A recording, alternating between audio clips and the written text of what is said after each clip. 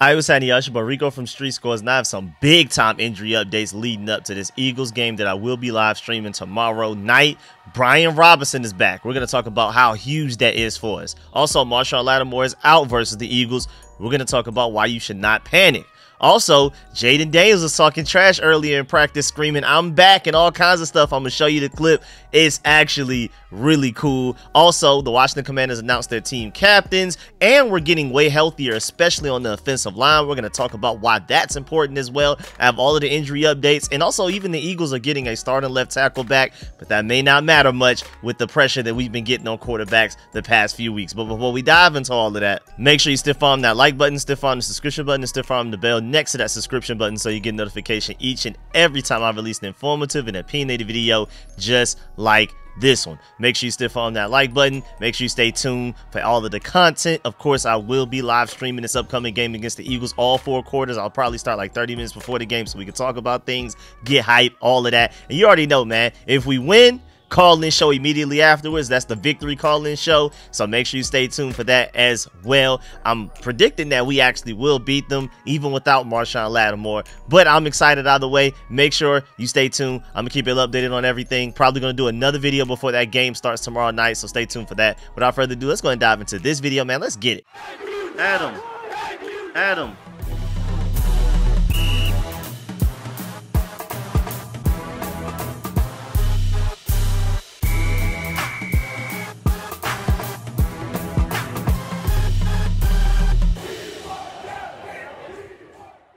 All right, and as I'm talking, I do want to show you a couple of clips of Marshon at practice earlier today. Even though he is out, you can look at him and just see him stretching, walking around. He doesn't seem as hurt as what some people may think, but of course, it's still not enough for him to play. You had Ari Meirov's tweet and report through Twitter.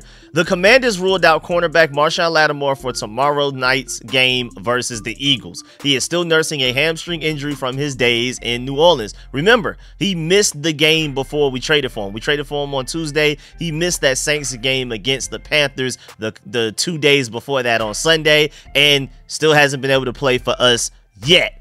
And just to let you know, now Marshon next opportunity to potentially make his debut for the Washington Commanders, for him to play his first game for us, is now November 24th against the Dallas Cowboys. That will be 19 days since the Washington Commanders acquired him, and 18 days since Adam Peters said that his injury was day to day. Looking a little bit more week to week than day to day right now. So again, I'm not doubting Adam Peters. Again, these guys have done more than enough to earn the strongest form of the benefit of the doubt when it comes to any decisions that they make, anything that they say out loud to us as fans or the media, whatever.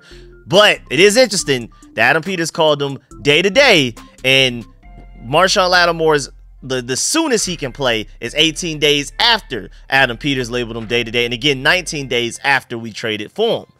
But shouts out to Sam Fortier because he brings up a good point. Looking at the Eagles wise, what are we about to do cornerback wise? I mean, granted, we got here to 7-3 without Marshon, but if there were one game that we played so far this season, I feel like this Eagles game is the one that we probably needed them the most. Sam Fortier said, "I'll be paying attention to how often the Commanders play man coverage versus the 11 personnel that the Eagles like to run." That's basically Benjamin St-Juste, Mike Sanford, and Noah Benogany versus A.J. Brown, Devonta Smith, and Jahan Dotson. How will we adjust to that? Not having Marshon will definitely hurt us there. But shouts out to at Washington today because I completely agree. He said that Marshon was acquired for the December-January stretch and for future years, not just immediate games after acquiring them. Gotta be patient, especially with hamstring injuries. Those things linger. That's what's been bothering Brian Robinson for the past few weeks, and why, like, leading up to games, we're like, oh, maybe he'll play. Oh, it looks like he might play, and then he doesn't play. Like, it's just something you have to be very careful with.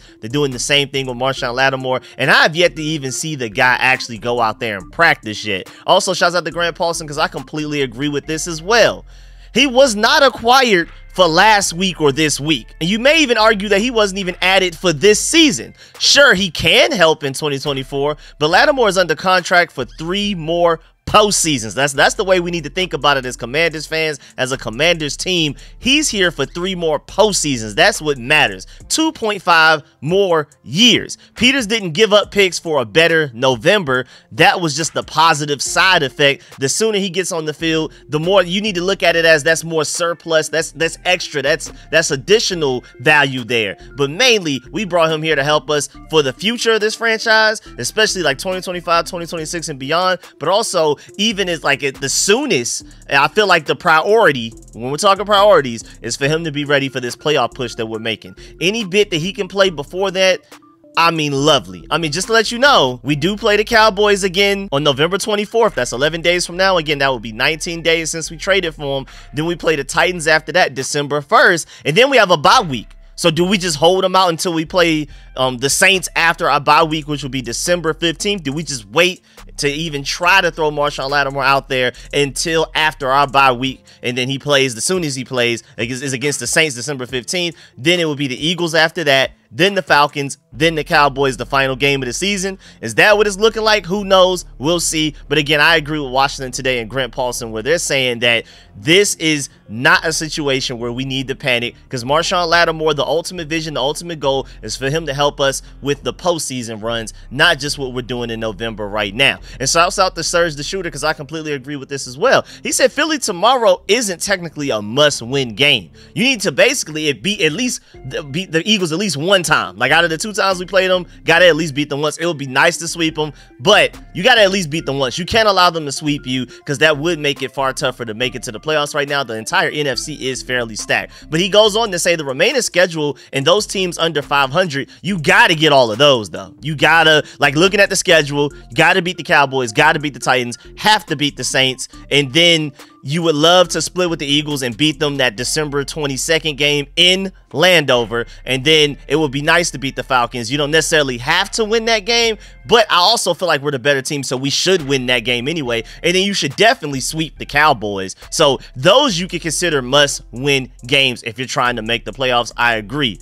He said, but he did finish by saying, now I will say you cannot lose to Philly twice though, but this first game against the Eagles, especially in Philadelphia, isn't necessarily considered a must-win for you to make the playoffs. It would be very nice, but it's not a must-win. But throughout this video, we're going to talk about why I feel like even without Marshon Lattimore, we still have a good chance of beating the Eagles even tomorrow. Not just the second time we played them in Landover. I'm talking about in Philadelphia, why I'm confident going into that game.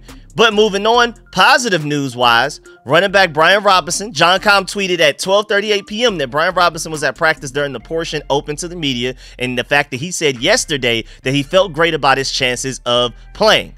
Then just a few hours later at 3:45 p.m., Brian Robinson was officially listed as a full go for Thursday night. Shouts out to John Com for that report as well.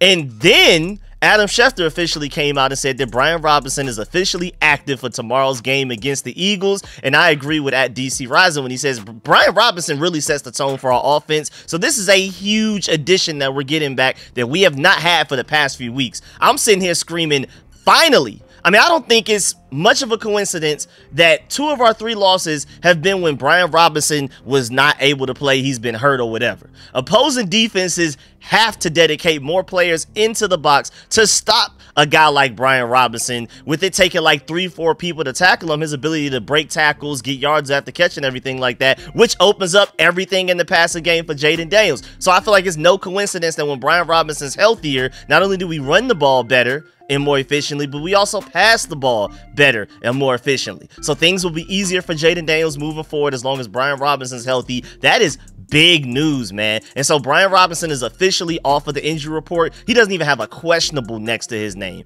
That's the beautiful part about it. We don't even have Brian Robinson questionable. No, it's just Brian Robinson, full participant in practice on Wednesday, and then he's good to go, full go.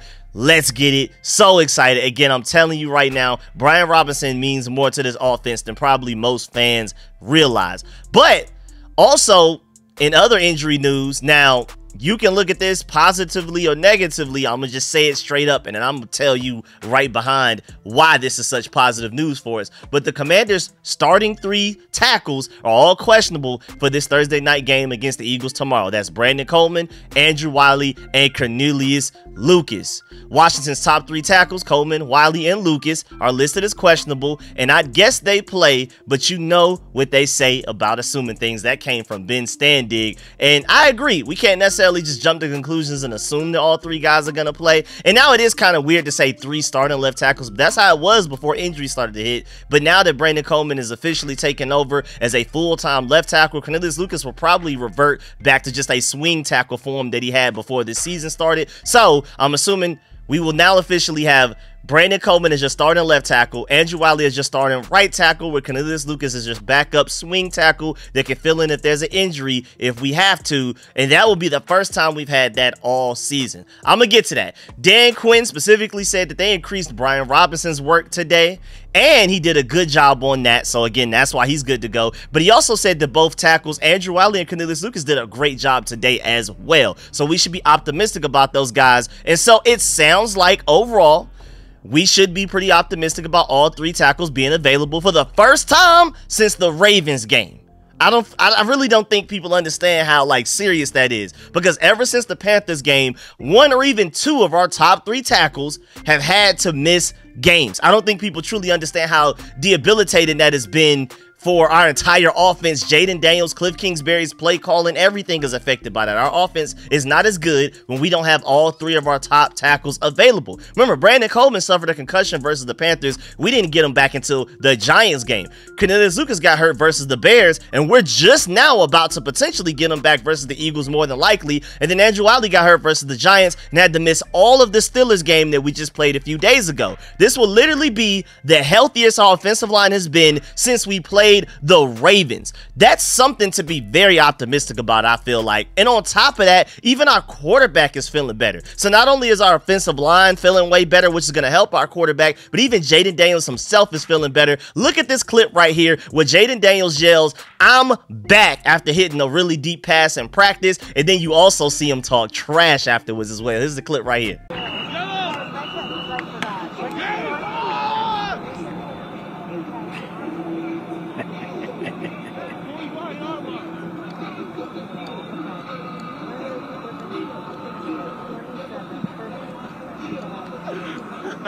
Hey, I'm back. Oh, that shit you was talking, I'm back. I'm back. Come on, bro. And I love the trash talking, man. I'm not exactly sure which assistant coach or trainer that was that he was talking trash to, but apparently somebody was telling him, hey, you not yourself anymore. You not that Jayden Daniels we were seeing in the MVP conversations, what's going on and things like that. And that's what I'm assuming he said, because of the way that Jayden Daniels walked up to him and said, yeah, that S word you've been talking, you know what I'm saying? I love that. And so Jayden Daniels seems to be very optimistic and hype about this upcoming matchup against the Eagles, because now this may potentially be the first time that Jayden Daniels is 100%. Let's talk about it, because I would definitely say while watching that clip that just happened that his rib injury is not bothering him anymore. He should be good to go. And with him screaming "I'm back," I'm assuming that he has not been 100% like we hoped since he suffered that injury versus the Panthers. So we will now see 100% Jayden Daniels for the first time, and I'm assuming in a few weeks. And we managed to survive with a less than 100% Jayden Daniels with only 1 L that was only lost by 1 point against a now 7-2 team. And we don't even have Marshon Lattimore yet. Wait till he finally starts playing, whenever that is. But again, I'm very optimistic about this team's future this season and beyond for sure. But Jayden Daniels being back 100% will be huge. I don't think y'all understand. First of all, and most obviously, he'll be able to be a dynamic threat with his legs again, but most importantly, he'll be more dangerous with his arm as well. I mean, that rib injury was really causing Jayden Daniels to be less accurate than we have typically seen him be this season. So we are about to see pre-Panthers Jayden Daniels again, is my point, which will also allow Cliff Kingsbury to go back deeper into the playbook. I would not be surprised if Cliff Kingsbury has been very limited with the play calling options that he's had these past few weeks, these past few games.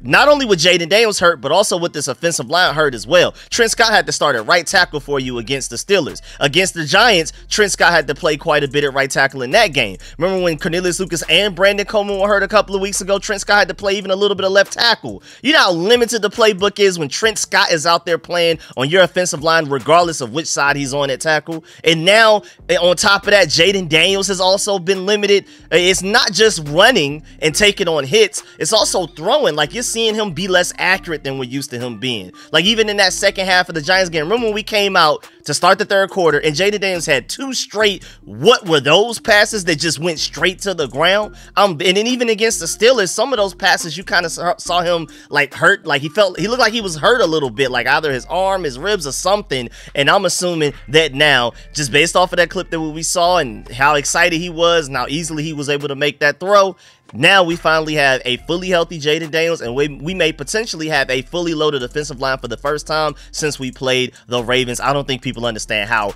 big that is, how much, I mean, that's going to be monumental for our chances of beating the Eagles in Philadelphia, even without Marshon Lattimore. Now, for the rest of the injury report, as you can see on the screen right now, we are going to be without Pro Bowl special teamer Nick Bellore, who did not participate in practice all week due to his knee injury. But again, it would be nice to have him.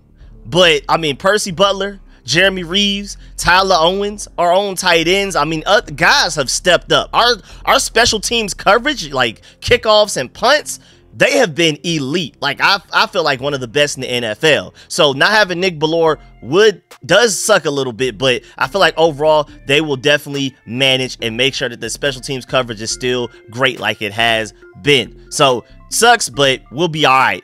Marshon Lattimore, of course, out. Austin Seibert, our boy kicker Austin Cyborg, he's out as well, and that does suck. Still dealing with that right hip injury now for 2 weeks, but at the same time, Zane Gonzalez stepped in and made every kick we needed him to. He made a 41-yarder, a 48-yarder, and made all 3 extra points PAT attempts against the Steelers just a few days ago. And I feel like if the refs didn't cheat us, or if no Yak Zach could have gotten that first down there, I'm very confident that Zane Gonzalez would have kicked the game-winning field goal kick. So we're in good hands. It's amazing that we went from no kicker week 1, K York couldn't make a kick, to now to Austin Cyborg can't miss a kick. And then even when Austin Cyborg gets hurt, his backup Zane Gonzalez doesn't miss a kick. I don't know where Zane Gonzalez came from. I haven't done like my research to find out where he was, because when we desperately needed a kicker and we ended up signing K York and then he was terrible, we were just praying that Austin Seibert worked out. Where was Zane Gonzalez that whole time for him to be that good? It's amazing we went from no kickers to 2 really good ones. I don't know. Let's keep it pushing. Of course, you see the 3 tackles are questionable, but everybody else is good to go.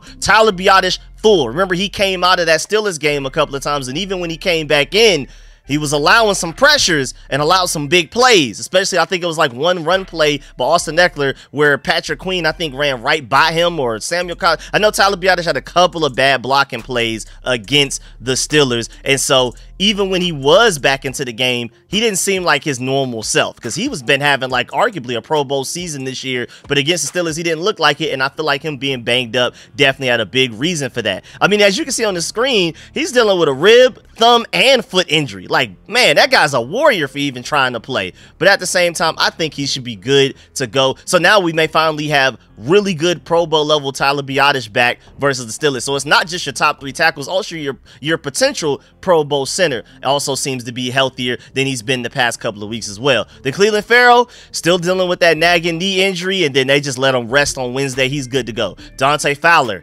huge part of what we're doing on defense right now, good to go. Noah Benogany, probably going to be asked to cover Jahan Dotson quite a bit out of the slot. He's good to go. Jordan McGee, thank goodness, elbow injury, haven't necessarily noticed him on the field. Like when a linebacker that wasn't Frankie Louisville or Bobby Wagner made a play against the Steelers, it was Mikael Walker. So I'm hoping we start to see more Jordan McGee moving forward. That's going to be a huge boost for our defense. Marshon Lattimore is going to be a bigger boost, but I mean, I've explained in several videos over the past few weeks how big of a boost Jordan McGee can be for this defense, especially with him being a linebacker that can cover, which will allow Frankie Louisville and Bobby Wagner to more so worry about what's in front of them, going after the quarterback, stopping the run, Instead of back paddling as much, they can attack forward. Jordan McGee, once things start to click, he's fully healthy, he's good to go, and the league slows down for him. Remember, he's a 5th-round rookie that missed all of the offseason for the most part, and then all the way through the regular season up until just a couple of weeks ago. But when he gets right, I don't think people understand how important Jordan McGee will be to the success of this defense. And then, of course, finally,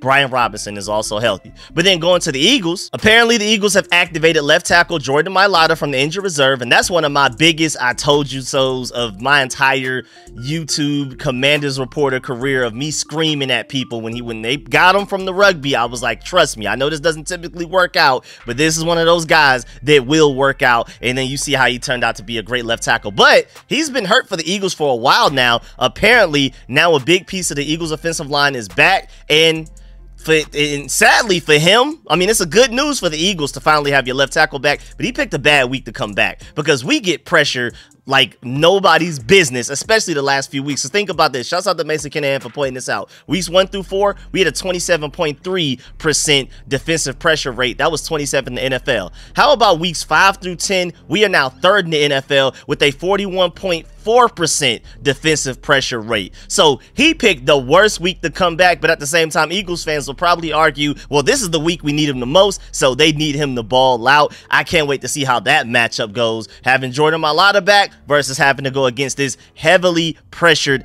defensive line, really front 7, because Frankie Louvo and Bobby Wagner are in on that as well. I'm gonna probably bring up those stats a little later in my next video. Stay tuned for that. Now, also moving on, the Washington Commanders announced their captains for the Thursday night matchup against the Philadelphia Eagles. You have Zach Ertz, Mike Sanderstill, and Jeremy McNichols. For the first two, I have very interesting reasons as to why I feel like they were chosen as captain. Zach Ertz, first of all, this will be his first game back in Philly since the Eagles traded him to the Cardinals back in 2021. So even when he played for the Cardinals, he never had a chance to play the Philadelphia Eagles in Philadelphia. So this will be his first time returning to Philadelphia since leaving the Eagles back in 2021. So that makes a lot of sense for him to be captain. Even though I call him No Yak Zach, he is a dependable safety blanket for Jayden Daniels, even though he did have that one, like, what was that drop? Perfect slant, perfect thrown ball by Jayden Daniels, dropped it, could have had a first down there. That was incredible. But I think we ended up scoring points on that drive, so it ended up being fairly inconsequential. But, you know, when in doubt, he doesn't get yak yardage, but it's always been,